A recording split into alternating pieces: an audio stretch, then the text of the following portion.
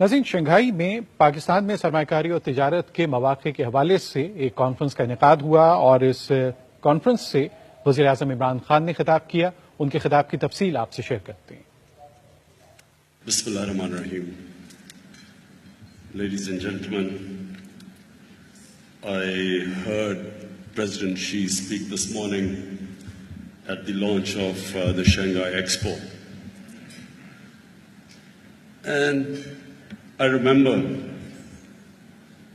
the time when China was a closed society and when US was urging the world to open up their economies, remove the trade barriers. And I saw great irony that now it was China, led by President Xi, asking for free trade, remove protectionism. I'll just give you my take on this from my experience as a sportsman. During my sporting years, I saw two types of sportsmen. One sportsman who was worried about losing,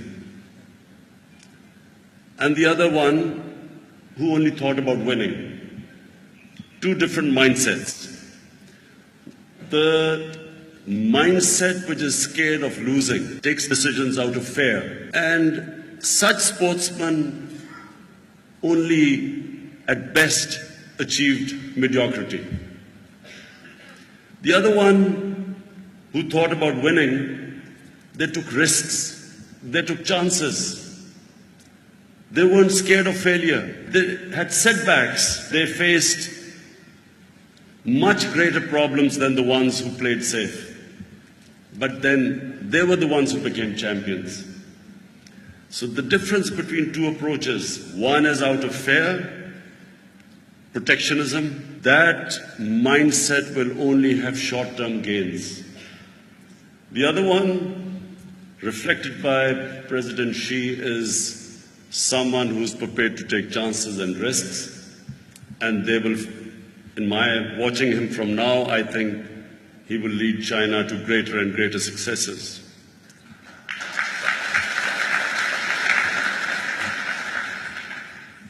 So what can Pakistan learn from the Chinese experience? Number one, there is no substitute to long-term planning. Here is a country in the last 30 years which has achieved, which no country in human history has achieved. And that's because of the leadership has consciously planned for the long term. Where did we go wrong in Pakistan? We had leadership which only planned from one election to the other election. Short-term planning is the main reason why we have not achieved the vast God-given potential to our country.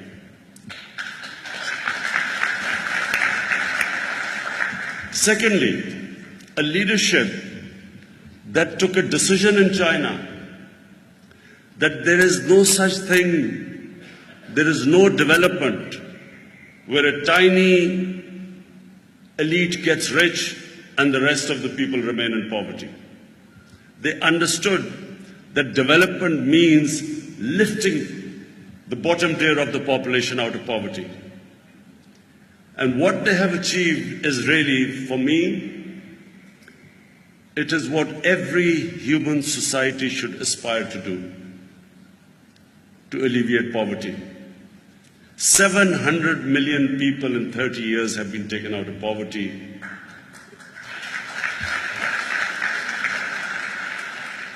And this is the model which Pakistan should follow. Inshallah, we will follow that model.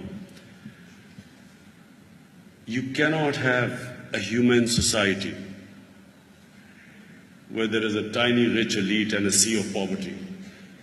Unfortunately, in Pakistan, the rich have got richer and the majority have got poorer. And so we go back from China, learning from the experiences, all the steps we are going to take to alleviate poverty. Inshallah, in the next week or so, we will come up with a package of poverty alleviation in Pakistan, the first one, the first package of its type in our history.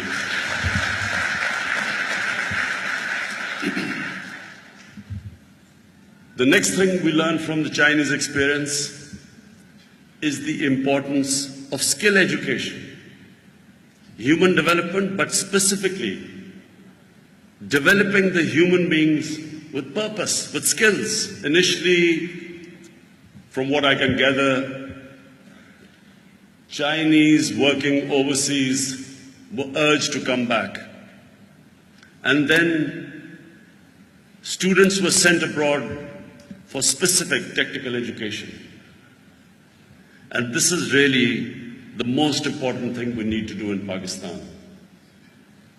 We need to have a population that is skilled. Even if we cannot afford right now higher education for most of our population, at least we can train them in skills. And this is the basis. You cannot industrialize, you cannot go into high-tech industry unless you have skills. We are very fortunate, well, unfortunate in a way because it wasn't intentional, but because we mismanaged our country, a lot of Pakistanis went abroad for education. Today we are fortunate that there are at least 8 to 9 million Pakistanis working abroad. Amongst these Pakistanis, we have skilled workers who have learned abroad skills, even as labor. But then we have businessmen, we have professionals. And so this is what my government will be targeting, trying to get skilled people back into Pakistan, trying to get them to work in developed institutions where we can find employment for them. But above all, we want to invite Pakistani businesses to come back and invest in Pakistan. And then what we learned from the Chinese experience is that their leadership kept evaluating themselves, self-analysis. One of the principles written on the Central Party School of the Communist Party, which I went yesterday, was to correct your mistakes. Learn from your mistakes. No institution, no country can progress which does not learn from its mistakes. If Pakistan had learned from its mistakes, it would not be where it is right now. We kept repeating our mistakes. And yet, in the last 30 years, there was a constant reevaluation in the Communist Party. It kept looking back, changing course, changing directions. What was the Communist Party 50 years ago? And where was China? Where was it 40 years ago? And then 30 years ago, the change it took, changed courses. In Darwin's famous theory about survival of the species, it's not the fittest who survive. It is the most adaptable who survive. And today, this is what we can learn from China. We have been working for a while, but we need to constantly evaluate our course. Where are we heading? What mistakes did we make in the past? What is the vision for the future of Pakistan? Where do we see Pakistan in 5 years, in 10 years, in 15 years? In 20 years. And this is, if one thing I've learned on this trip from the Central Party School, the brain, the think tank of the Communist Party, that we must have a think tank. Because we ministers, we have no time to think. The Prime Minister, the ministers, we are constantly, ever since my party has been in power for these 2 months, all we have been trying to do is to figure out how to get out of the crisis. We need a separate think tank which can sit back dispassionately, look at where we are performing, look at our various ministries, what they're doing, and constantly tell us, look ahead and say where we are going wrong, what is that we are doing right. So this is what we've learned. My team has learned that we will now go back and have a powerful think tank which will constantly be looking ahead and pointing how we can reach our vision. One of the things, and I must credit President Xi as a real statesman, one of the things they realized was the conditions must be made so that people want to invest. You must remove all impediments in the way of the investor. What is the world calls ease of doing business. You can only have ease of doing business if the cancer which creeps into every society is removed, and that is corruption. What corruption does is it makes it difficult for people to do business. And specifically the small and medium industry, which employs most number of people. The small and medium industry cannot function in a corrupt society. And so what did President Xi do? Mr. Wang, who's the vice chairman, I think, of the Communist Party, who's responsible, whose job it is to, in the Communist Party, to take care of corruption. It's called the discipline in the party. 400 ministerial level people have been investigated for corruption in 5 years. We look back in Pakistan and how many people have really been convicted of corruption. We convict the small crooks. It makes no difference at all because we do not have the political will to put the big crooks behind bars. Unless that happens, we will never be able to contain corruption. And unless we contain corruption, we will never be able to make it easy for people to do business. We will never be able to have the enabling environment for our people to come and invest, for the overseas Pakistanis, for the Chinese investors. So we go back with my resolve even more strengthened that we have to tackle corruption in Pakistan. And we have to do everything to strengthen all the institutions that deal with corruption. We, as the Secretary of Industries mentioned, the advantages Pakistan has. Let me just say, the biggest advantage Pakistan has, we have underperformed in every sector. So there is so much potential. The moment we fix our governance, every sector can perform. We can actually increase our growth rate much quicker than other countries because every sector, by just proper management, can perform and double its output. Whether it is agriculture, whether it is in the industrial sector, minerals. Pakistan has abundance of minerals. We haven't even tapped, we barely tapped 10 or 15% of Pakistan's surface for mineral exploration. We have the whole areas where there's potentially gas available, barely 10% of that area has been explored. We have these huge coal reserves, we have copper reserves, we have salt, one of the biggest salt reserves. We have the most fertile land, which is the techniques used for agriculture are ancient. And this is again where we can learn from the Chinese experience because in horticulture, in fisheries, China is probably, the cage fishing China is probably way ahead of other countries. So here again, this relationship with China is going to be very beneficial for Pakistan because not only will we be able to get skills in various areas, but also help in all these sectors where we are underperforming. But Pakistan's greatest advantage is its young population. This is a vibrant force. We need to give this direction. Once you give direction to this young force of 100 million Pakistanis, this youth, impart skills, give them incentives. We have started this very ambitious program of building 5 million affordable houses in Pakistan in the next 5 years. This is where this young population can come in.